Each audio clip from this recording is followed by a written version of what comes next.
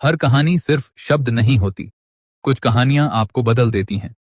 स्वागत है आपका नॉवल बाय डॉन में, जहां मिलती हैं रहस्य, रोमांच, फैंटेसी और जबरदस्त ट्विस्ट से भरी कहानियां। यहां हर एपिसोड आपको पूछने पर मजबूर करेगा, आगे क्या होगा। अगर आप पूरी कहानी अंत तक सुनना पसंद करते हैं तो अभी सब्सक्राइब करें नॉवल बाय डॉन को और इस कहानी की दुनिया में खो जाइए। 51 फ्लेम ड्रैगन ने दिखाई अपनी असली ताकत। अथर्व का शरीर अदृश्य था, लेकिन उसने कोई भी लापरवाही करने की हिम्मत नहीं की और सावधानी से गुफा के द्वार की ओर बढ़ गया। काफी देर तक चलने के बाद अथर्व के पैर लाल रंग की मिट्टी पर पड़े और भीषण गर्मी की लहर उसके पैरों से होते हुए उसके पूरे शरीर में प्रवेश कर गई। फ्लेम ड्रैगन इस जगह पर लगभग एक शताब्दी से रह रहा था और उसकी शक्ति ने बहुत पहले ही इस जगह को एक आग की दुनिया में बदल दिया था। अथर्व इस समय फ्लेम ड्रैगन और बर्निंग हेवन संप्रदाय की लड़ाई से लगभग 1 किलोमीटर दूर था, लेकिन लड़ाई इतनी उग्र हो चुकी थी कि उनकी लड़ाई से उठने वाली लहरें अभी भी इस स्थान तक पहुंच रही थीं। अथर्व के कदम सावधान थे, लेकिन उसकी गति थोड़ी भी कम नहीं हुई। जैस्मीन ने उससे कहा था कि फ्लेम ड्रैगन अपनी असली ताकत छिपा रहा है। यदि उसने अपनी असली ताकत दिखाना शुरू कर दिया और 5 लोगों पर हमला कर दिया तो उस समय अथर्व खजाना पाना तो दूर, शायद अपनी जान भी नहीं बचा पाएगा। लेकिन राहत की बात यह थी कि फ्लेम ड्रैगन अपनी गुफा को सुरक्षित रखना चाहता था, इसलिए वो जानबूझकर उन्हें गुफा से दूर ले जा रहा था ताकि उनकी लड़ाई का प्रभाव गुफा के आसपास न पड़े।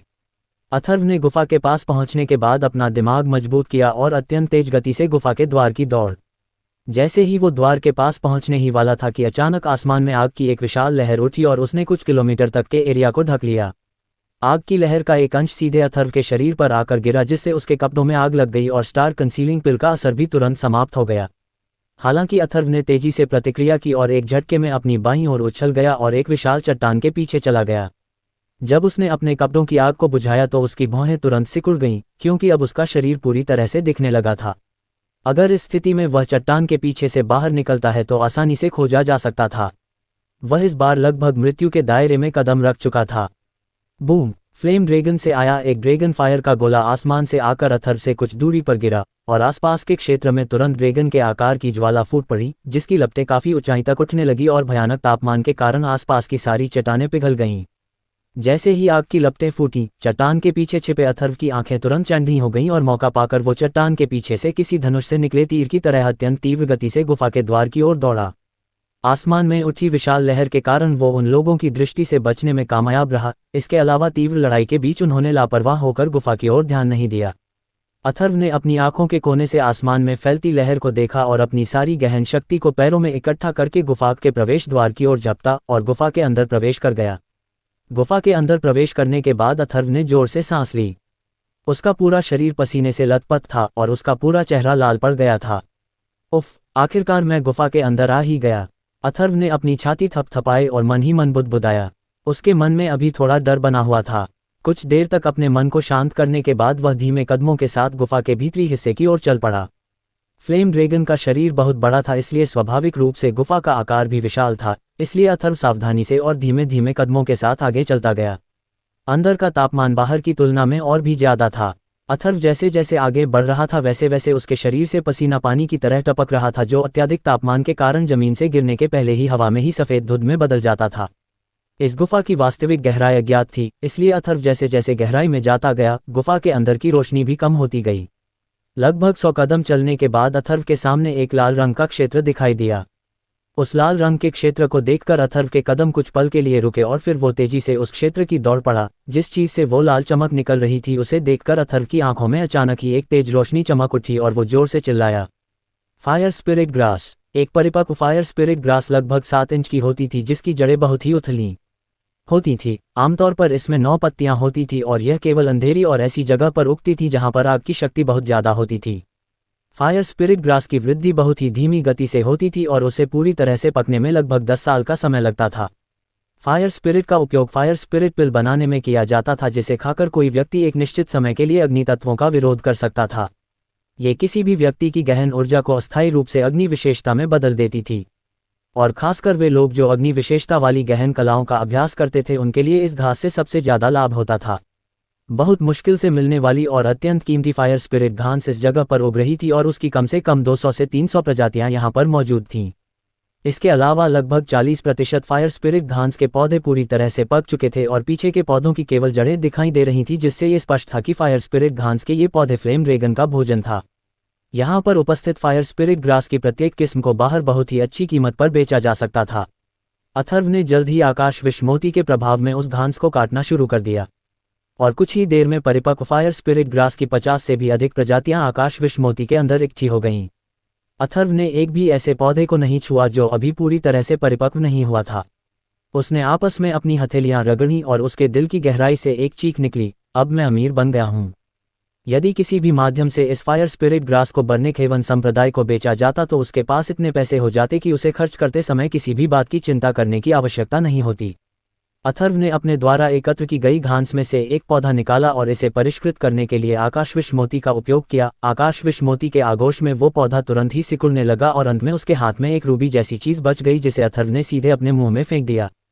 फायर स्पिरिट पिल उसके मुंह से होते हुए उसके शरीर के अंदर चली गई और उसके शरीर से एक गर्म आभा बाहर फैलने लगी। कुछ ही देर में ये आभा गायब हो गई और गुफा के अंदर का तापमान भी अब बहुत हद तक कम हो गया। अथर्व के शरीर से अब पसीना बहना बंद हो गया और उसे जो दमघोंटू गर्मी महसूस हो रही थी वो पूरी तरह से गायब हो गई। अथर्व के शरीर को अब काफी आराम महसूस हो रहा था, लेकिन वो अभी गुफा के अंत तक नहीं पहुंचा था, इसलिए उसने अपने कदम तेज कर दिए और वो गुफा की गहराई तक चला गया। कुछ ही समय बाद उसकी आंखों के सामने चट्टान से बनी एक और विशाल गुफा दिखाई दी। उसके आकार को देखते हुए अथर्व ने अंदाजा लगाया कि यह वो स्थान है जहां पर फ्लेम ड्रैगन आमतौर पर रहता और सोता है। इस जगह पर पहुंचने के अथर्व को थोड़ी निराशा हुई क्योंकि उसे इस जगह पर चट्टानों के अलावा और कोई भी महत्वपूर्ण चीज दिखाई नहीं दे रही थी। इतने में ही अथर्व को बाहर से एक बहुत तेज गड़गड़ाहट की आवाज सुनाई दी और साथ ही एक भीषण गर्मी की लहर गुफा के अंदर प्रवेश कर गई, जिसे अथर्व गुफा के सबसे गहरे हिस्से में खड़े होकर भी महसूस कर सकता था। इसके साथ ही अथर्व को फ्लेम ड्रैगन की आवाज सुनाई दी, मूर्ख मनुष्यों, तुमने वास्तव में मेरा भोजन चुराने का साहस किया है, अब इसका दंड पाने के लिए भी तैयार हो जाओ। उसके ठीक बाद अथर्व को बर्निंग हेवन संप्रदाय के लोगों की घबराई हुई आवाज भी सुनाई दी। ये चल क्या रहा है? इसकी ताकत अचानक कैसे बढ़ गई? ये फ्लेम ड्रैगन किसी भी तरह आकाश गहन क्षेत्र का गहन जानवर नहीं है। ये स्पष्ट रूप से एक सम्राट गहन क्षेत्र का गहन जानवर है। इसने अब तक अपनी असली ताकत छिपाकर रखी थी। ये तो बहुत बुरा हुआ, हमें मिली खुफिया जानकारी गलत थी, जल्दी से पीछे हट जाओ। जैस्मीन की बात पूरी तरह से सच निकली। निश्चित ही फ्लेम ड्रैगन ने पूरे समय अपनी ताकत छिपाई थी और इस समय उसने आखिरकार अपनी असली ताकत प्रकट कर दी थी। बर्निंग हेवन संप्रदाय के लोगों की घबराई हुई चीखों के दौरान धरती कांपने लगी, यहाँ तक संपूर्ण स्कोल ड्रैगन माउंटेन रेंज तक हल्की हल्की कांपने लगी। अथर्व का दिल भी अचानक ठंडा पड़ गया क्योंकि अब फ्लेम ड्रैगन अपनी असली ताकत प्रदर्शित करना शुरू कर दिया था, जिसका मतलब था कि लड़ाई किसी भी पल समाप्त हो सकती थी। अगर वो अब भी गुफा के अंदर रुका रहा तो उसके जिंदा बचने की कोई उम्मीद नहीं थी। परिपक्व फायर स्पिरिट घास की 50 से अधिक किस्मों को इकट्ठा करके वो पहले से ही एक बड़े फायदे में था, इसलिए अब उसने कोई झिझक नहीं की और तेजी से बाहर की ओर भागा। लेकिन 3 कदम चलने के बाद उसका दिल अचानक ही जोर से धड़क उठा और वो वहीं पर रुक गया। अब आप किस लिए रुके हैं? यदि आप नहीं जा रहे हैं तो क्या आप इस बात की प्रतीक्षा कर रहे हैं कि फ्लेम ड्रैगन आपको भूनकर राख में बदल दे? जैस्मीन ने ठंडे स्वर में चिल्लाते हुए कहा। अथर्व ने जैस्मीन की बातों पर कोई प्रतिक्रिया नहीं दी और वो घुमा और अपनी छाती पर हाथ रखकर ड्रैगन के सोने की जगह को घूरता रहा। वह अपने दिल में ही बुदबुदाया, ये पहले जैसा ही एहसास है और ऐसा लग रहा है कि वो चीज़ वास्तव में बहुत करीब है। वास्तव में मुझे कौन सी चीज़ बुला रही है? पूरी गति से भागने की बजाय अथर्व अंदर वाली गुफा की ओर चला गया और वो एक बार फिर उसके अंदर प्रवेश कर गया। इस समय उसके दिल की धड़कन भी अचानक ही तेज हो गई थी। अथर्व ने चारों ओर अपनी निगाहें जमाते हुए देखा और अंत में उसकी नज़र गुफा के सबसे दाहिने कोने पर जाकर टिक गई।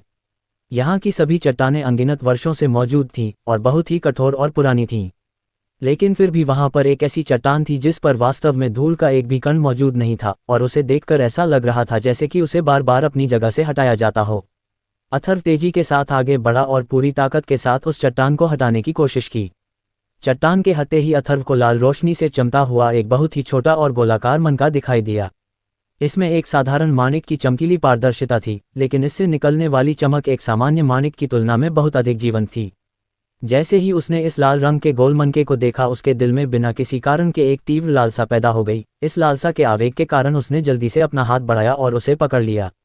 इसे मत छुओ, इस पर फ्लेम ड्रैगन की भड़काऊ छाप है, जैस्मीन ने चेतावनी देते हुए चिल्लाया। लेकिन उसे थोड़ी देर हो चुकी थी। उसके चिल्लाने से पहले ही अथर्व उस मनके को पकड़ चुका था। अथर्व के हाथ में आते ही उस मनके ने एक अतुलनीय तीव्र लाल रोशनी छोड़ी और अथर्व के पूरे शरीर को ढक लिया। तो क्या होगा कहानी में आगे? क्या होगा बर्निंग हेवन संप्रदाय के लोगों का? क्या अथर्व फ्लेम ड्रैगन से बच पाएगा? और क्या है लाल रोशनी वाला मन का? जानने के लिए पढ़िए the warrior only on pocket novel पर। नोट: यदि आपके पास कहानी को लेकर कोई एडवाइस या फिर किसी प्रकार का कोई प्रश्न है तो आप मुझे इंस्टाग्राम पर डीएम करके मेरे साथ डिस्कस कर सकते हैं। 52 जैस्मीन की जान खतरे में। जैस्मीन की चेतावनी भरी आवाज़ सुनने के बाद अथर्व ने हैरानी के साथ उससे पूछा, क्या बता है? वह निश्चित ही उसकी चेतावनी से पहले उस मनके को पकड़ चुका था, लेकिन वो उसके वजन और तापमान का कोई अंदाजा नहीं लगा पा रहा था। मनके से निकलने वाली लाल रोशनी बेहद आकर्षक थी जो अथर्व को काफ़ी जानी पहचानी महसूस हो रही थी, लेकिन साथ ही अथर्व को पूरा विश्वास था कि उसने कभी भी इस प्रकार की किसी रोशनी को नहीं देखा है। अथर्व इस बात को ज़रा भी समझ नहीं पा रहा था कि जब उसने पहले इस प्रकार की चीज़ कभी नहीं देखी तो उसे इस लाल रोशनी से जाना पहचाना एहसास कैसे महसूस हो रहा है। हालांकि उसका दिल अब पहले की तरह जोर से नहीं धड़क रहा था, लेकिन अचानक ही उसकी मिस्टिक वेन्स में उथल पुथल मच गई, जिससे उसे अपना पूरा खून उबलता हुआ महसूस होने लगा। इस पल अथर्व के दिल में एक अजीब भावना पैदा होने लगी जो उसे इस बात का महसूस करा रही थी कि यह मन का मूल रूप से उसका ही है और वो अंततः उसी के पास वापस लौट आया है। वहीं अथर्व की बात पर जैस्मीन ने धीमी आवाज में कहा, मुझे ये तो पता नहीं है कि यह क्या है, लेकिन तुम निश्चित ही एक लापरवाह व्यक्ति हो।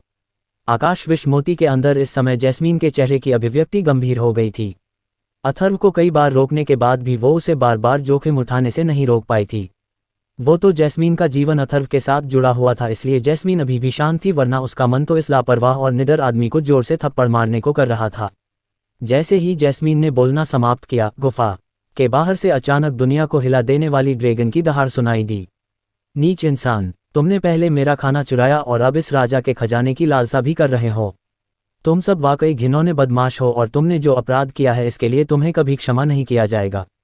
आकाश गहन क्षेत्र के 10वें स्तर के योद्धा एक सम्राट गहन क्षेत्र के पहले स्तर वाले योद्धा के सामने भी नहीं टिक सकते थे, इसलिए बनिंग हेवन संप्रदाय के 4 लोगों की बात तो छोड़ ही दें, इस समय उनका वरिष्ठ बुजुर्ग जो पहले ही सम्राट गहन क्षेत्र से मात्र आध कदम दूर था, वो भी फ्लेम ड्रैगन के सामने थोड़ी देर भी टिकने में असमर्थ था। इस समय बनिंग हेवन संप्रदाय के 5 लोगों को ड्रैगन की असली ताकत के सामने मजबूर होना पड़ा और उनके चेहरे पर इस समय बहुत ज़्यादा निराशा दिख रही थी। अचानक ही फ्लेम ड्रैगन का गुस्सा फूट पड़ा और उसके पूरे शरीर से ऐसी आभा निकली जो किसी को भी डर से कांपने पर मजबूर कर दे। उसने एक बार फिर गगनभेदी दहाड़ निकाली और एक भयानक आग का गोला 5 लोगों पर जाकर गिरा, जिससे उनके मुंह से एक दर्दनाक चीख निकली। लेकिन इसके बाद फ्लेम ड्रैगन ने हमला नहीं किया, बल्कि वो दूसरी दिशा में मुड़ा और तेजी से अपनी गुफा की ओर दौड़ पड़ा। इस समय बनिंग हेवन संप्रदाय के लोगों को अपने शरीर पर भयंकर जलन महसूस हो रही थी, साथ ही उनके बाल, दाढ़ी और उनके कपड़े भी बहुत हद तक जल चुके थे। फ्लेम ड्रैगन के वापस जाने के बाद भी उनके चेहरे पर घबराहट साफ देखी जा सकती थी। क्या हुआ? यह अचानक भागकर वापस क्यों चला गया? एक आदमी ने हाँफते हुए कठोरता से पूछा, जिसका जवाब देते हुए दूसरे व्यक्ति ने कहा, उसने अभी जो कहा उससे लगता है किसी ने हमारी लड़ाई का फायदा उठाकर उसकी गुफा में घुसने की कोशिश की है। अब इसकी परवाह करने की जरूरत नहीं है, चलो जल्दी से यहाँ से चलते हैं। इस बार हमारी किस्मत वाकई अच्छी है जो एक सम्राट गहन क्षेत्र के जानवर से टकराने के बाद भी हम जीवित बचने में कामयाब रहे। मुकुंद ने अपनी कर्कश आवाज में सभी से कहा। बनिंग हेवन संप्रदाय के 5 लोगों ने अब वहां पर और रुकने की हिम्मत नहीं की। उन्होंने अपनी बची खुची ताकत इकट्ठी की और जल्दी से पीछे हट गए। उस समय उनके दिलों में एक ही विचार था कि एक बार जब वे बनिंग हेवन संप्रदाय वापस लौट जाएंगे तो उस व्यक्ति को ढूंढेंगे और उसे बेरहमी से पीटेंगे जिसने उन्हें ये सूचना दी थी कि फ्लेम ड्रैगन एक आकाश गहन क्षेत्र का गहन जानवर है। गुफा के अंदर अथर्व को एक बड़े खतरे का आभास हुआ और उसने और ज्यादा वहां रुकने की हिम्मत नहीं की। उसने अपनी पूरी ताकत का इस्तेमाल करते हुए तेज गति से भागने की कोशिश की, लेकिन उसने अभी एक कदम भी नहीं बढ़ाया था कि उसके कानों में एक कान फाड़ने वाली आवाज सुनाई दी और उसके साथ ही असीम क्रोध की एक भयानक लहर अथर्व के चेहरे पर महसूस हुई। उस गगनभेदी गर्जन के कारण गुफा की दीवारें तक हल्की हल्की कांपने लगी थी। उसके कुछ पल बाद अथर्व को अपनी आंखों के सामने फ्लेम ड्रैगन का विशाल सिर दिखाई दिया।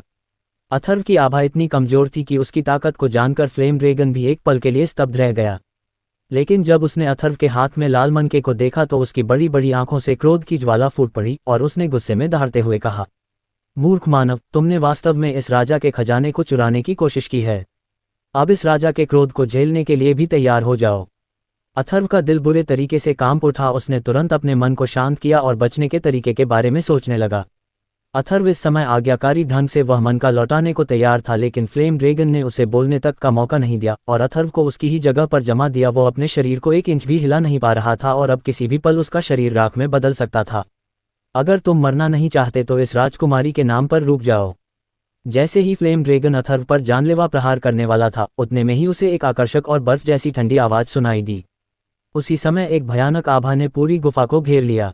फ्लेम ड्रैगन ने भी जैस्मीन की आवाज़ सुनकर अपना हमला रोक दिया। जैस्मीन की आभा के कारण फ्लेम ड्रैगन का शरीर अनियंत्रित रूप से कांपने लगा था। उसने अपना सिर उठाया और जैस्मीन को देखा, जो इस समय अपने लहराते हुए लाल बालों के साथ हवा में तैर रही थी। जैस्मीन को देखकर फ्लेम ड्रैगन की आंखों के क्रोध की जगह अब एक गहरे आश्चर्य ने ले ली थी। इस देवी ने जो आभा प्रकट की थी वह उसकी कल्पना से परे थी। इस दमनकारी शक्ति के सामने वो खुद को एक चींटी के जितना छोटा महसूस कर रहा था, जिसे किसी भी क्षण कुचला जा सकता है। उसने अपना मुंह खोला और अपनी कांपती हुई आवाज में कहा, आप कौन हैं? आपको इस राजकुमारी का नाम जानने का कोई अधिकार नहीं है। जैस्मीन ने अपनी ठंडी आवाज में उत्तर दिया। उसकी खूबसूरत आंखों से तेज चमक निकली और उसने आगे कहा, तुम्हारी यह गुफा मुझे चाहिए, इसलिए अगर तुम मरना नहीं चाहते हो तो अभी इस राजकुमारी के सामने से भाग जाओ। अथर्व ने अपना सिर उठाकर जैस्मीन की ओर देखा तो उसका हृदय भी स्तब्ध रह गया और वो अंदर ही अंदर हैरानी से बुदबुदाया। इस छोटी सी लड़की के दबाव ने इस सम्राट गहन जानवर को भी मजबूर कर दिया। वास्तव में इसकी शक्ति का स्तर क्या है? लेकिन इसी समय उसने देखा कि अचानक ही फ्लेम ड्रैगन का कांपना बंद हो गया है। हे, फ्लेम ड्रैगन हंसते हुए बोला, ये राजा तुम लोगों की चालाकी अच्छे से समझता है। तुम दोनों चालाक इंसान बस अपनी बहादुरी का दिखावा कर रहे हो। हालांकि इस राजा को ये तो नहीं पता कि आपने इतना भारी दबाव बनाने के लिए कौन सा तरीका अपनाया है, लेकिन आपने क्या सोचा था कि यह राजा आप इंसानों जितना ही मूर्ख होगा? उसकी बात सुनकर जैस्मीन की भौहें अचानक ढीली हो गईं और उसने अपनी बर्फ जैसी ठंडी आवाज में कहा, क्या तुम वाकई मरना चाहते हो? बेशक ये राजा मरना नहीं चाहता, क्योंकि तुम लोगों की शक्ति इस राजा को मारने के लिए पर्याप्त नहीं है। फ्लेम ड्रैगन ने व्यंग के साथ आगे कहा, यदि आपके पास वास्तव में इस राजा को मारने की क्षमता होती तो आप इस राजा का खजाना हासिल करने के लिए सामने से आते, न कि उस समय इसे चुपके से चुराने की कोशिश करते जब ये राजा अन्य मूर्ख मनुष्यों से लड़ने में व्यस्त था। और यदि तुम वास्तव में इस राजा को मारने में सक्षम होते तो मुझे देखकर इस बच्चे के चेहरे के भाव इतने भद्दे नहीं होते। अथर्व का दिल अचानक ही डर से कांप उठा। एक सच्चे ड्रैगन की बुद्धि वास्तव में अन्य किसी गहन जानवर की तुलना में अतुलनीय होती थी। फ्लेम ड्रैगन ने बोलना जारी रखा, और आपकी निगाहें ठंडी और निर्दयी हैं। आपके शरीर के जानलेवा इरादे ने तो इस राजा को भी आश्चर्यचकित कर दिया था। हत्या का ऐसा इरादा रखने के लिए आपको अनगिनत जाने लेने की आवश्यकता होती है। इसलिए यदि आप में वास्तव में इस राजा को मारने की क्षमता होती तो आप इस राजा से कृपापूर्वक बात करने की बजाय मुझे पहले ही मार चुके होते। आपकी उम्र भी अभी बहुत कम है, लेकिन मनुष्य की साधना की गति के साथ इतनी कम उम्र में इतना दबाव प्रकट करना असंभव है। ये सब महज एक भ्रम है, और यह राजा इतना मूर्ख नहीं है कि इस धोखे में आ जाए।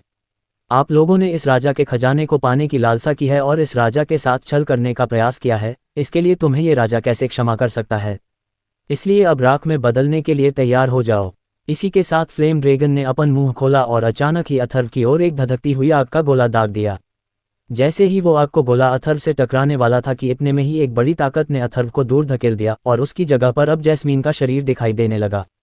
उसका सफ़ेद और कोमल चेहरा भयानक जानलेवा इरादे से भरा हुआ था। उसने अपने जानलेवा इरादों के साथ कहा, यदि आप मरना ही चाहते हैं तो ये राजकुमारी आपकी इस इच्छा को अवश्य ही पूरा करेगी। इसी के साथ जैस्मीन के शरीर से तीव्र गहन ऊर्जा की एक बड़ी लहर निकली जो बेहद खतरनाक और आकारहीन थी। इस हिंसक और तूफानी ऊर्जा की लहर ने फ्लेम ड्रैगन के खतरनाक आग के गोले को एक पल में नष्ट कर दिया। अथर्व, जिसे जैस्मीन ने दूर फेंक दिया था, वो एक चट्टान से टकरा गया और कुछ देर के लिए बेहोश हो गया। और जब होश में आया और उसने जैस्मीन की शक्ल को देखा तो उसकी पुतलियां सिकुड़ गईं और वह जोर से चिल्लाया, जैस्मीन रुको, क्या तुम मरना चाहती हो? क्या ये सब तुम्हारी गलती नहीं है? यदि तुम मर गए तो ये राजकुमारी भी मर जाएगी, जैस्मीन ने चिल्लाते हुए कहा।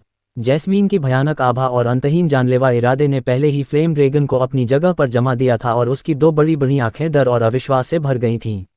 उसे यह विश्वास नहीं हो रहा था कि एक मानव लड़की इतनी शक्तिशाली गहन आभा प्रकट कर सकती है। इसी के साथ जैस्मीन ने चिल्लाते हुए कहा, अब मरो, स्टार गॉड की विनाशकारी लहर। जैस्मीन रुक जाओ। जैस्मीन की हरकतों से अथर्व का चेहरा पीला पड़ गया। इससे पहले कि वो खड़ा हो पाता, जैस्मीन का शरीर पहले ही ड्रैगन की ओर उड़ गया था। उसने अपने हाथ आगे किए जिनसे एक विनाशकारी ऊर्जा की लहर निकल रही थी। उस पल ऐसा लगा कि ब्रह्मांड की हर चीज अपनी जगह पर स्थिर हो गई हो, हवा का बहाव रुक गया हो, सूरज का चमकना बंद हो गया हो और हर किसी के कान लगभग सुन्न पड़ गए। अथर्व को अपनी खुद की आवाज तक सुनाई देना बंद हो गई।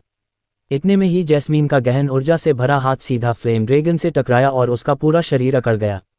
उसके माथे पर एक खूनी क्रॉस का निशान बन गया, जिससे होकर जैस्मीन के हाथ से गहन ऊर्जा की लहर उसके शरीर में प्रवेश कर गई। फ्लेम ड्रैगन की पुतलियां हिंसक रूप से सिकुड़ गईं, जैसे कि उसने दुनिया का सबसे भयानक दृश्य देख लिया हो। इसके बाद धीरे धीरे उसकी दोनों आंखों का रंग गायब होने लगा और उसका शरीर 4 बराबर टुकड़ों में बंट गया और झुलसती हुई जमीन पर बिखर गया।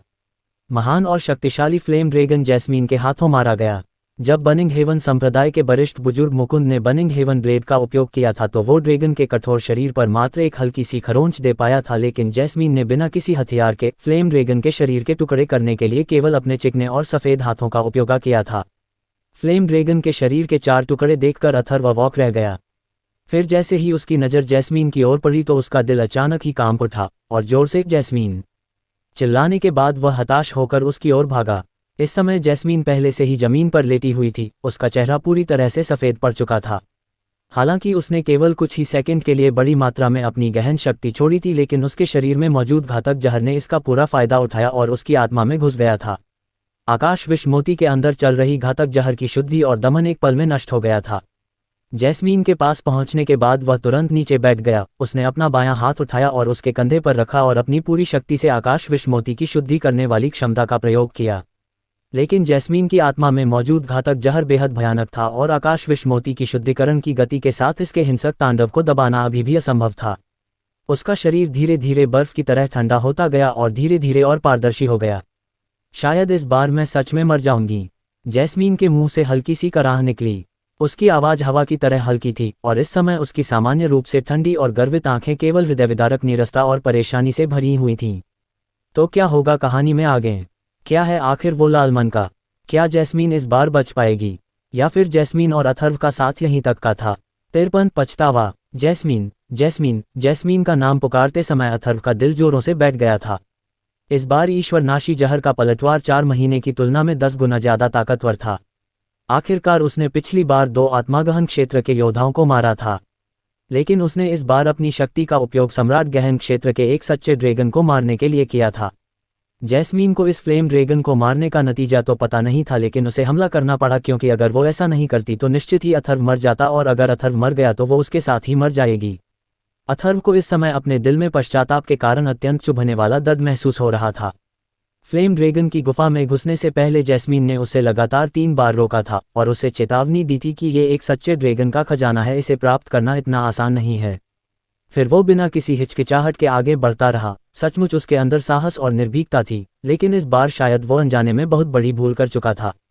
वह अब एजियोर क्लाउड वाला अथर्व नहीं था जिसकी आवाज़ पूरे महाद्वीप पर गूंजती थी, बल्कि इस समय वह केवल एक तुच्छ प्राणी था जो मात्र प्राथमिक गहन क्षेत्र के 4थे स्तर पर था।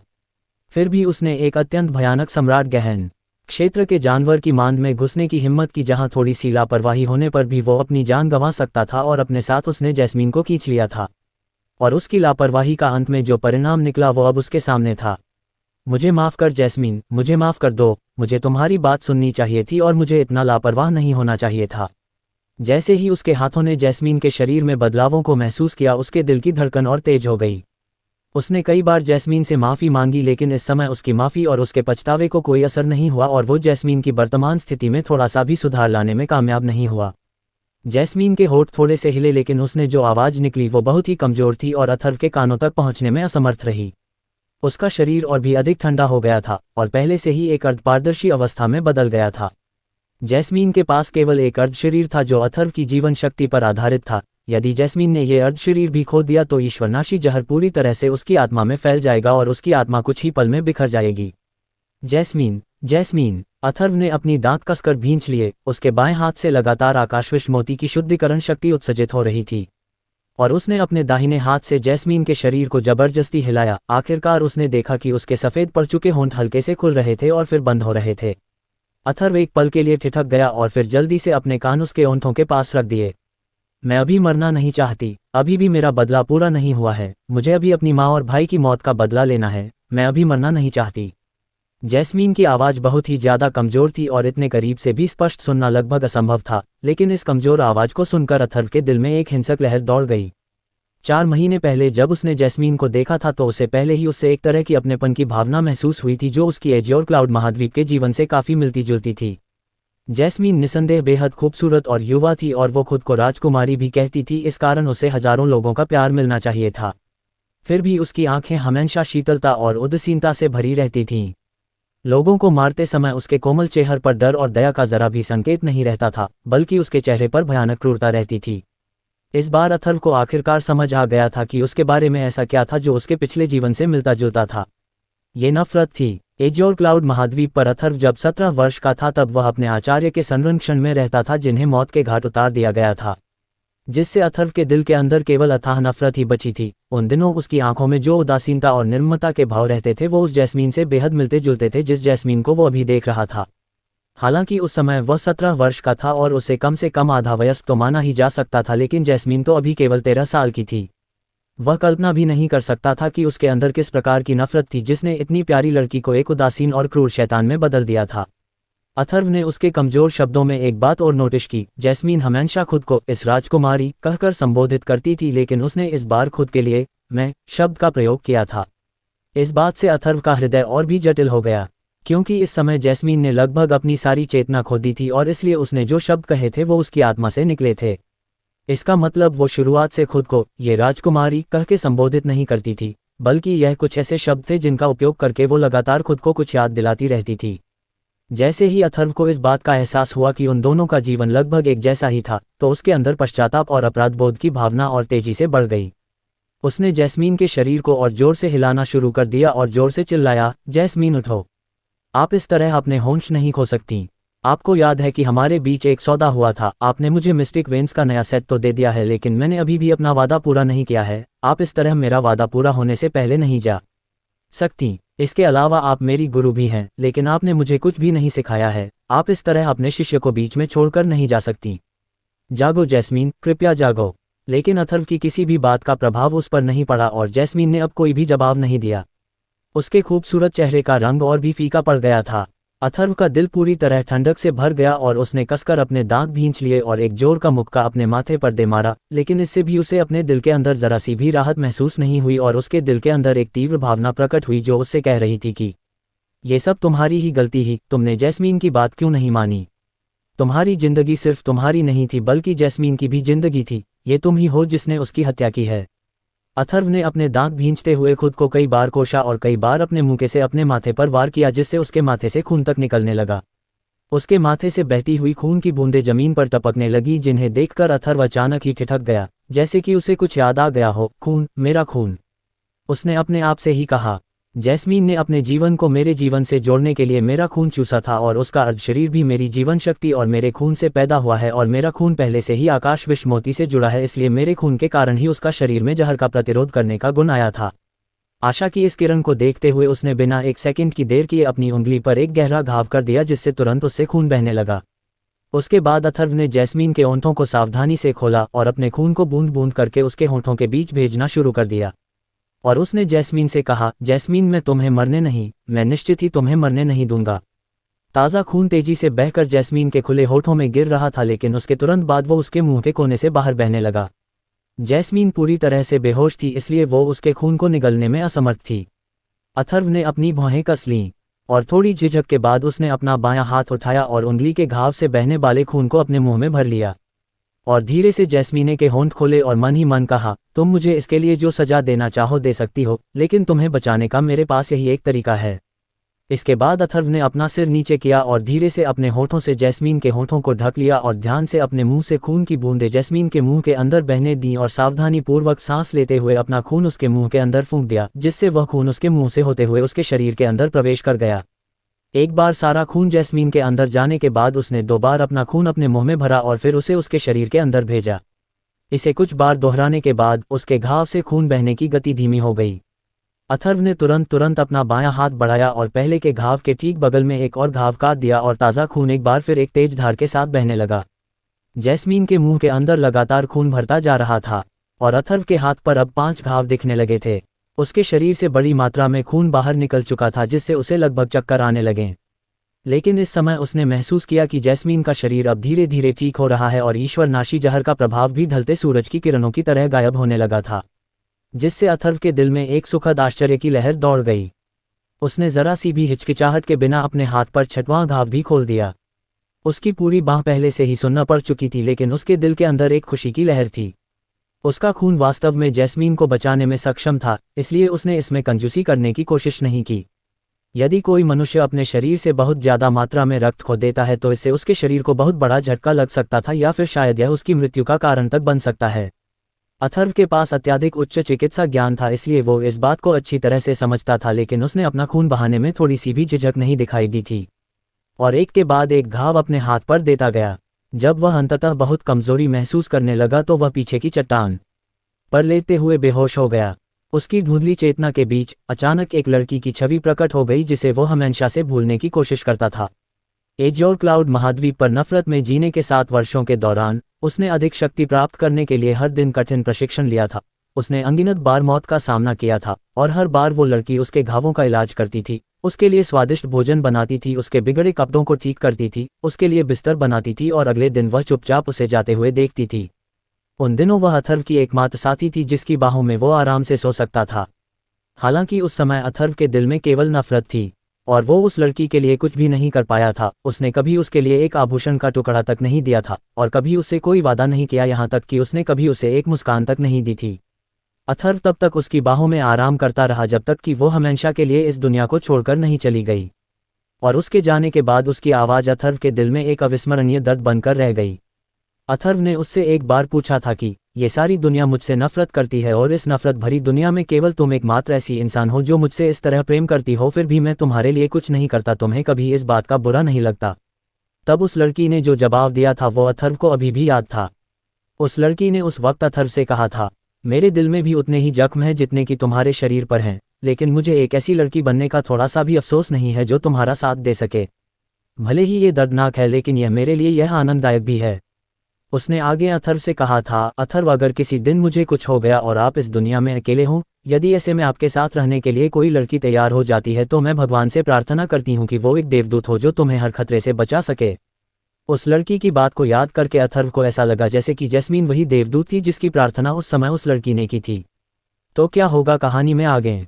कौन थी वो लड़की जिसकी याद अथर्व के दिल के किसी कोने में दबी हुई है? क्या जैस्मीन पूरी तरह ठीक हो पाएगी?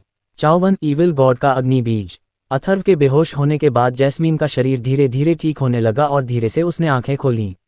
इस समय उसकी आंखों में ठंडापन और चेहरे पर उदासीनता दिख रही थी, लेकिन जैसे ही उसकी नज़र अथर्व के ऊपर पड़ी और उसने अथर्व के मुंह के कोने पर खून के निशान और उसके हाथ पर बहुत सारे घाव देखे तो उसकी आंखों की सारी ठंडक और उदासीनता बर्फ की तरह पिघलकर गायब हो गई और उसकी जगह गहरी जटिलता और धुंधलेपन ने ले ली। अथर्व को नहीं पता था कि वो कितनी देर तक बेहोश रहा, लेकिन जब उसे होश आया और उसने अपनी आंखें खोली तो सबसे पहले उसने जैस्मीन को देखा और खुशी से चिल्लाया, जैस्मीन, तुम्हें होश आ गया। हालांकि उसकी आवाज़ थोड़ी कमज़ोर थी और जब उसने उठने की कोशिश की तो उसे ऐसा लगा जैसे कि उसके शरीर की सारी शक्ति समाप्त हो गई हो। अत्यधिक खून बहने के कारण उसका शरीर बेहद कमज़ोर हो गया था और उसने खड़े होने के लिए कई बार कोशिश की लेकिन वो खड़ा नहीं हो सका। तुमने मुझे क्यों बचाया? जैस्मीन ने अपनी कर्कश आवाज़ में कहा। उसकी आवाज़ से अभी भी उसके कमज़ोर स्वास्थ्य का पता चल रहा था। उसने अथर्व के हाथ के घावों पर एक नज़र डाली और फिर अपनी आंखें फेरते हुए कहा, अगर मैं मर जाती तो क्या ये तुम्हारे लिए बेहतर नहीं होता? कम से कम तुम्हें वो सारी चीज़ें तो इकट्ठी नहीं करनी पड़ती जिसका तुमने वादा किया है। और हाँ, ये तो बिल्कुल भी मत कहना कि मुझे बचाने के लिए अपने खून का इस्तेमाल करने के बाद तुम्हारे शरीर को कोई नुकसान नहीं हुआ है। जैस्मीन की बात सुनने के बाद वो उसका जवाब देते हुए कहता है, मैंने ऐसा इसलिए किया क्योंकि जैस्मीन ने मुझे बचाने के लिए अपनी जान की परवाह नहीं की और एक सम्राट गहन क्षेत्र वाले जानवर से तक टकरा गई। मैं खुद को बचाने की कोशिश कर रही थी। जैस्मीन ने अपनी आवाज़ ऊंची करते हुए कहा। अथर्व थोड़ा स्तब्ध था, उसे समझ नहीं आ रहा था कि उसकी इस बात पर जैस्मीन इस तरह से रिएक्ट क्यों कर रही थी। उसने थोड़ा असहाय महसूस करते हुए कहा, फिर आपको बचाने का दूसरा कारण ये भी है कि आप मेरी मास्टर हैं और एक शिष्य के रूप में मैं अपनी मास्टर को मरता हुआ कैसे देख सकता हूँ? मास्टर? जैस्मीन थोड़ी उदासी के साथ मुस्कुराई और बोली, अगर मुझे अपने शरीर का पुनर्निर्माण करना है तो मुझे कम से कम समय में बहुत ज़्यादा ताकतवर बनने में तुम्हारी मदद करनी होगी। इसलिए मैं आपकी मास्टर सिर्फ इसलिए बनी क्योंकि मैं ऐसे ही किसी की भी मदद करना नहीं चाहती थी। इसलिए मैंने जो भी किया वो सब मैंने अपने लिए ही किया। क्या तुम्हें सचमुच ये विश्वास था कि मैं ये सब तुम्हारी भलाई के लिए कर रही हूँ? मैं ये सब जानता था। ये शब्द कहते हुए अथर्व के चेहरे पर निराशा को कोई नामो निशान तक नहीं था, बल्कि इस समय उसके चेहरे पर एक हल्की मुस्कान दिखाई दे रही थी। अथर्व अपने शरीर को जैस्मीन के थोड़ा करीब लाया और उसकी आंखों में देखते हुए धीरे से कहा, ये सब बातें महत्वपूर्ण नहीं हैं। मैं जैस्मीन को बचाने के लिए इतना बेचैन क्यों था, इसका एक और कारण भी है, वो ये कि जैस्मीन एक बहुत ही सुंदर लड़की है, बिल्कुल एक परी की तरह। अब अगर किसी के साथ इतनी सुंदर लड़की हो तो वो कभी नहीं चाहेगा कि वो उसका साथ छोड़ दे, और मैं भी वैसा ही हूँ, इसलिए मैं भी नहीं चाहता कि जैस्मीन मेरा साथ छोड़ दे। जैस्मीन उसकी इस बात से स्तब्ध रह गई। जैस्मीन हमेशा खुद को उदासीन दिखाने की कोशिश करती थी, यहाँ तक जब वो किसी को मारती थी तो वो बहुत ही ज़्यादा क्रूर हो जाती थी।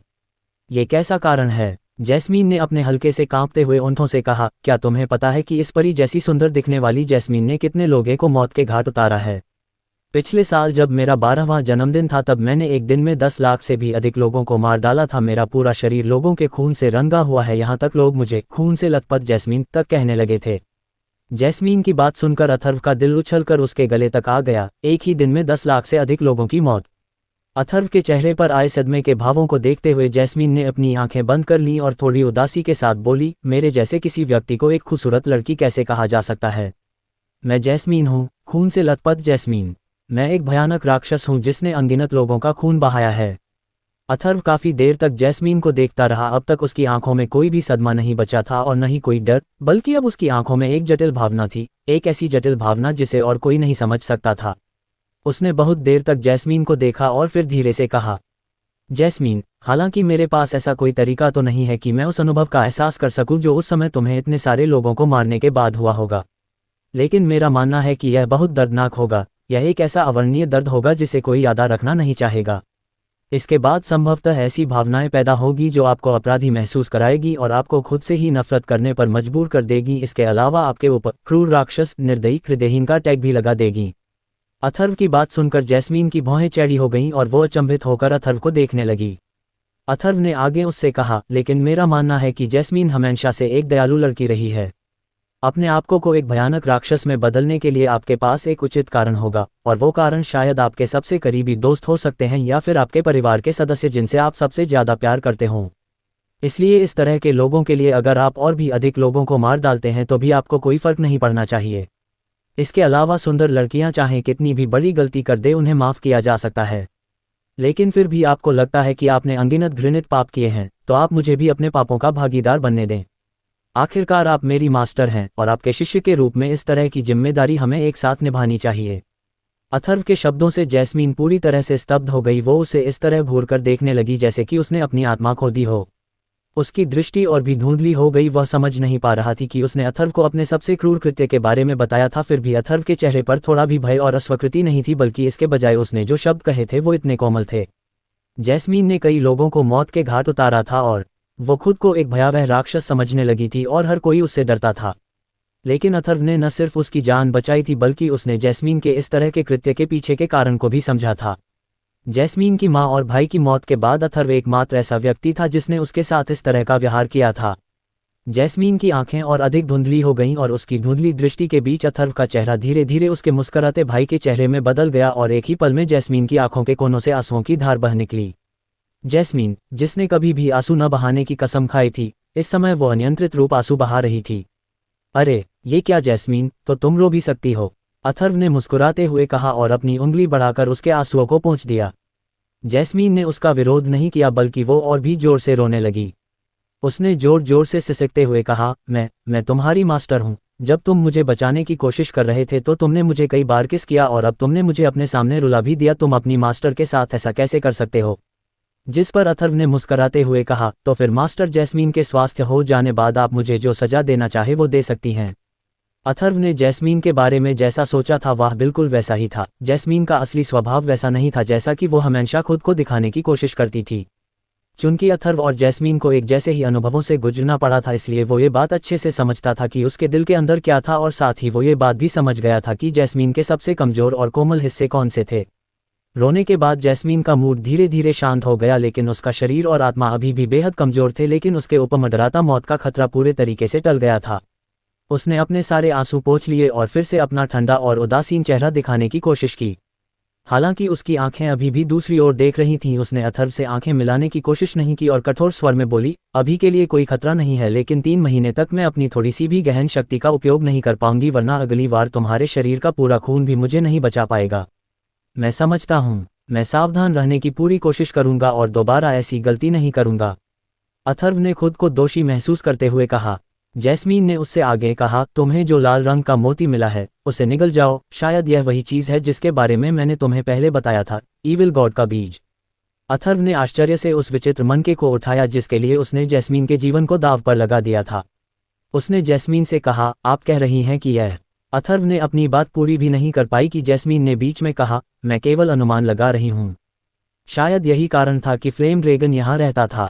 जब आपने इसे पहले उठाया था तो मुझे इसके अंदर से एक अत्यंत विचित्र अग्नि तत्व का आभास हुआ था और मैंने भी इस प्रकार का अग्नि तत्व पहले कभी नहीं देखा था।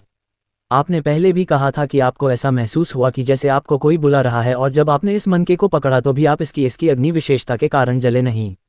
इसलिए यह वास्तव में ईविल गॉड के रक्त की स्मृति चिन्ह में वर्णित ईविल गॉड के 5 बीजों में से एक हो सकता है। इतना कहने के बाद जैस्मीन एक रोशनी की किरण में बदलकर आकाश विषमोती के अंदर चली गई।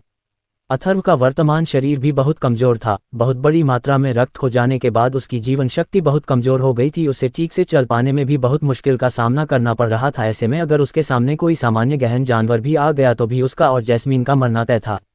अथर्व बड़ी मुश्किल से खड़ा हुआ और मन में ही बुदबुदाया, यदि आप एक दिन में 10 लाख लोगों को मारना एक अक्षम्य पाप समझती हैं और खुद को एक राक्षस और खून से लथपथ चमेली कहते हो, तो फिर मेरे बारे में क्या, जिसने एक ही दिन में 7 लाख से अधिक लोगों को जहर देकर मार डाला था, जिसने पूरे शहर को घातक जहर के नर्क में बदल दिया था।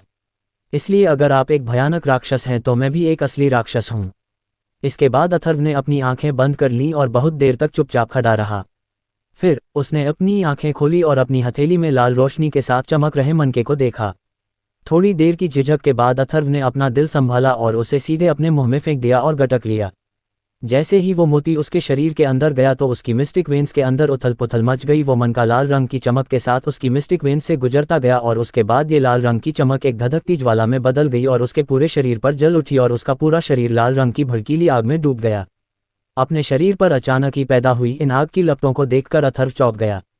जिस बात ने उसे सबसे ज्यादा हैरान किया वो ये थी, इस तरह की खतरनाक ज्वाला के कारण उसे अपने शरीर पर थोड़ी सी भी जलन महसूस नहीं हो रही थी, बल्कि उसे इससे एक प्रकार का अवर्णनीय आराम महसूस हो रहा था। यहाँ तक कि उसके कपड़े भी आग की लपटों के अंदर पूरी तरह से सही सलामत थे।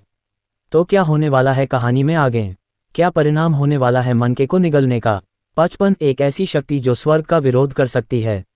अथर्व अपने शरीर पर जल रही आग की लपटों को आश्चर्य के साथ देख रहा था और उसी आश्चर्य के साथ उसने अपने दोनों हाथ उठाते हुए जैस्मीन से पूछा, जैस्मीन ये क्या हो रहा है? लेकिन जैस्मीन ने उसे कोई जवाब नहीं दिया। वो आकाश विषमोती के अंदर से चुपचाप अथर्व के शरीर पर जल रही आग की लपटों को देख रही थी।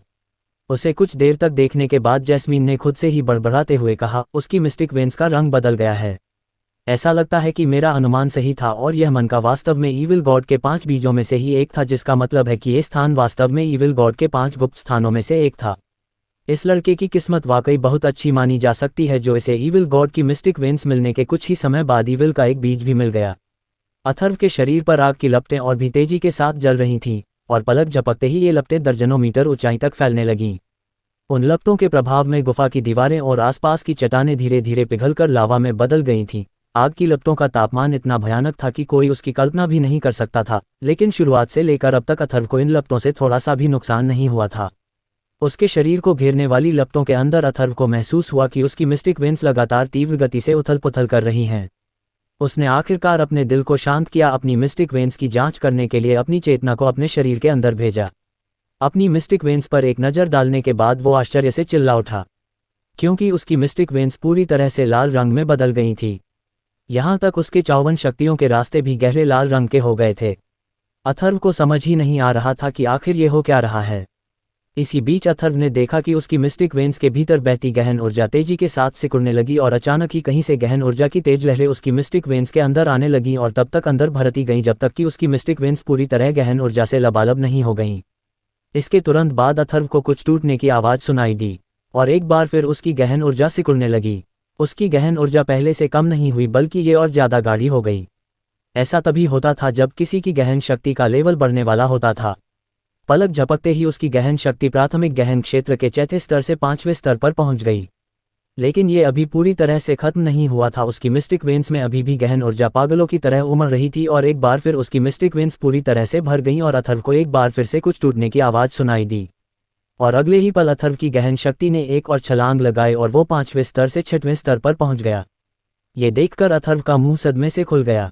यहाँ तक कि 2 जन्मों के अनुभव के बाद भी वो गहन शक्ति में इस तरह बढ़ोतरी के कारण खुद को चौंकने से नहीं रोक सका। अभी आधा मिनट भी नहीं हुआ था कि उसकी गहन शक्ति प्राथमिक गहन क्षेत्र के चौथे स्तर से 6वें स्तर तक पहुंच गई थी।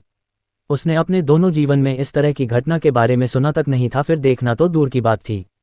एक साथ 2 स्तर की छलांग, फिर भी ये सिलसिला अभी रुका नहीं थी, उसके शरीर पर जलती गहरे लाल रंग की आग की लपटें अभी भी धीरे धीरे बढ़ रही थीं, जिनके कारण आसपास की जमीन तक धंस गई थी और अथर्व के पैरों के नीचे की जमीन पूरी तरह से लावा में बदल गई थी। लेकिन अथर्व के शरीर को अभी भी कोई नुकसान नहीं हुआ था। उसकी मिस्टिक वेन्स में गहन ऊर्जा अभी भी पागलों की तरह भरती जा रही थी और उसकी ताकत के साथ विस्फोट भी भयावह तरीके से बढ़ रहा था।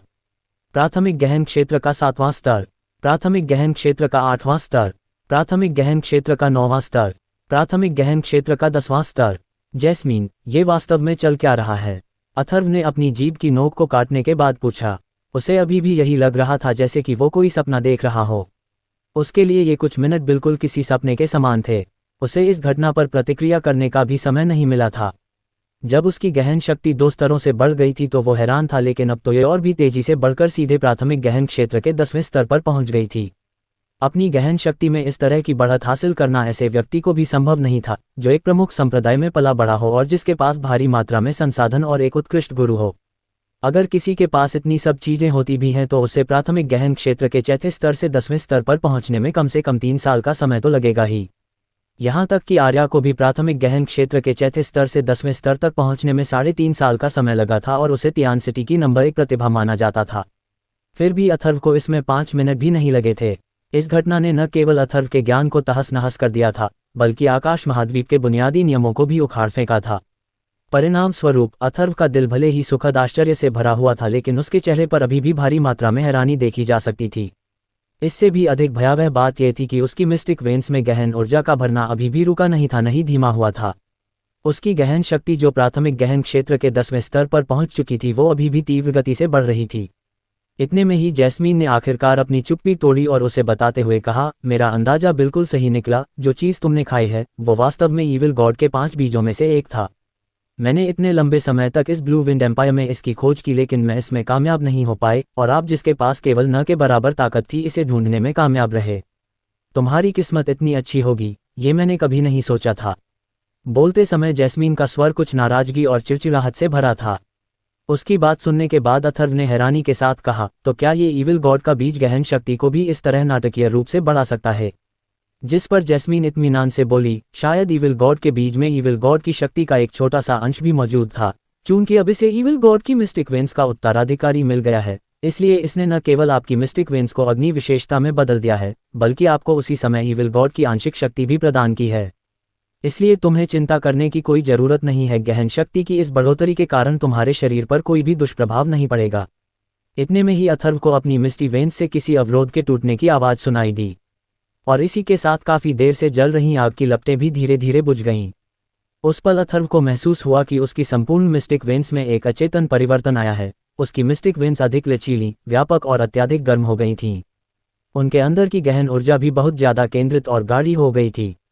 अथर्व के बाहरी शरीर पर भी काफी बदलाव आया था, साथ ही उसकी समझ भी और ज्यादा बढ़ गई थी। यहाँ तक कि इस दुनिया के बारे में उसके विचार भी काफी बदल गए थे। उसकी आंखों की दृष्टि भी और ज्यादा साफ हो गई थी। उसके सुनने की क्षमता भी पहले की अपेक्षा तेज हो गई थी। उसका शरीर और ज्यादा मजबूत हो गया था। उसे इस समय ऐसा लग रहा था कि उसने अपना पुराना शरीर छोड़कर एक नया शरीर धारण कर लिया है जो पहले से बहुत ज्यादा स्वस्थ है और मजबूत है। उसने धीरे से अपनी सांस छोड़ी और उसके शरीर से एक मजबूत गहन शक्ति की लहर निकली जो उसकी पुरानी गहन शक्ति से बहुत अधिक मजबूत थी। उसकी गहन शक्ति की लहर को देखते हुए जैस्मीन ने उससे कहा, बधाई हो, अब आपने नवजात गहन क्षेत्र के पहले स्तर में कदम रख लिया है, इसलिए अब आपको एक सच्चा गहन अभ्यासी माना जा सकता है। इस जगह पर 16 वर्ष की आयु में नवजात गहन क्षेत्र में प्रवेश करना औसत माना जाना चाहिए, है ना? अथर्व ने जैस्मीन की इस बात का कोई जवाब नहीं दिया, बल्कि उसने अपने दोनों हाथ उठाए और फिर अपनी एक उंगली को ऊपर किया। उंगली ऊपर करने के कुछ ही पल बाद उस एक बहुत छोटी आग की लौ जलने लगी। इस लौ का तापमान बहुत अधिक था, लेकिन इससे अथर्व की त्वचा थोड़ी सी भी नहीं जली। उसने जैसे ही इस आग की लौ को देखा जो उसकी गहन ऊर्जा के कारण जल रही थी, वह चुपचाप हंसा। उसने खुद से ही बात करते हुए कहा, क्या मैं इसे एक स्वर्ग के द्वारा दिया गया उपहार मान सकता हूँ? क्या मुझे अपने 16 वर्ष एक अपंग के रूप में सिर्फ इसलिए बिताने पड़े ताकि एक दिन एक छोटी सी अवधि में मैं वो सब पा सकूं जो वास्तव मेरा होना चाहिए था? इसके ठीक बाद उसने एक बार फिर अपनी चेतना के माध्यम से अपने शरीर का निरीक्षण किया। उसने देखा कि उसकी मिस्टिक वेन्स पूरी तरह एक गहरे लाल रंग की हो गई थी। न केवल उसकी मिस्टिक वेन्स बल्कि उसके शरीर के प्रत्येक आंतरिक अंग, उसकी हर एक कोशिका में एक लाल रंग का धब्बा दिखाई दे रहा था। इसके बारे में बात करते हुए अथर्व ने खुद से कहा, क्या इसका मतलब यह है कि अब मेरे शरीर को आग के द्वारा क्षति नहीं पहुंचाई जा सकती? अथर्व को पता था कि उसके शब्द बेहद चौंकाने वाले थे, लेकिन फिर भी उसकी मिस्टिक वेन्स ने उसे यही महसूस कराया था। तुम सही कह रहे हो, जैस्मीन ने अजीब आवाज में कहा। सुदूर अतीत में कहा जाता है कि ईविल गॉड के पास प्रारंभिक अराजकता आयाम के भीतर सबसे भयानक तात्विक शक्ति थी। वो केवल अपनी गहन शक्ति के साथ अपनी इच्छानुसार प्राकृतिक दुनिया के पंच तत्वों में हेरफेर करने में सक्षम थे, और साथ ही वो अपनी गहन ऊर्जा को किसी भी समय किसी भी प्रकार के तत्व में बदल सकते थे। रक्त की उस अमर बूंद की स्मृति छाप में ये स्पष्ट रूप से दर्ज किया गया था कि ईविल गॉड ने जो 5 बीज छोड़े थे उनमें तत्वों पर उनकी भयानक शक्ति का शक्ति स्रोत था। इसलिए जो भी शक्तियों के इन बीजों को प्राप्त करेगा वो न केवल उस बीज से संबंधित तत्व में हेरफेर करने में सक्षम होगा, बल्कि उस तत्व से उसे कभी कोई नुकसान नहीं पहुंच सकता।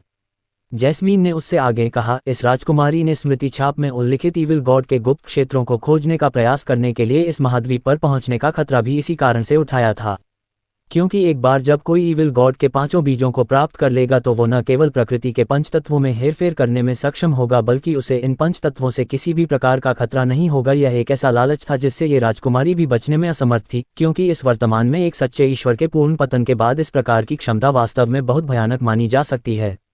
यह एक ऐसी ताकत है जो स्वर्ग का भी विरोध कर सकती है। इतना कहने के बाद जैस्मीन की आवाज़ ठंडी हो गई और उसने इसी ठंडेपन के साथ कहा, साथ ही यह शक्ति एक वर्जित शक्ति भी मानी जाती है। अब जब आपने इस शक्ति के द्वार को खोल ही लिया है तो किसी को नहीं पता कि देवताओं की यह अमर शक्ति 2 बार प्रकट होने पर किस प्रकार की प्रतिक्रिया उत्पन्न करेगी।